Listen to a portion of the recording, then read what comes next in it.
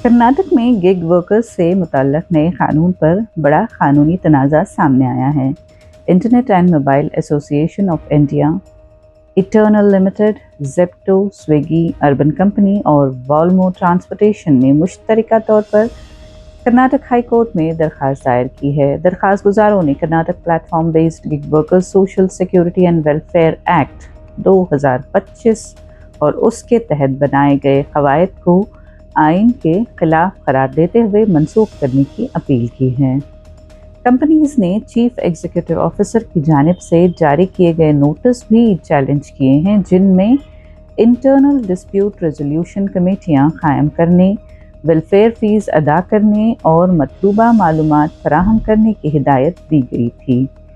दरख्वास्त में मौक़िफ़ इख्तियार किया गया है कि पार्लियामेंट पहले ही कोड ऑन सोशल सिक्योरिटी 2020 मंजूर कर चुकी है, जिसमें गिग और प्लेटफॉर्म वर्कर्स की शनाख्त, फलाही स्कीम्स, एग्रीगेटर्स की शराकत और रेगुलेटरी निज़ाम मौजूद है।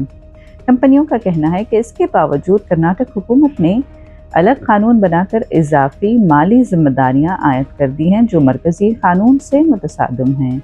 दरख्वास्त गुजारों ने आइन के आर्टिकल 254 का हवाला देते हुए कहा कि रियासती कानून मरकज़ी कानून से टकराव की वजह से गैर आइनी है। मामला अभी समाअत के लिए मुकर्रर नहीं हुआ है।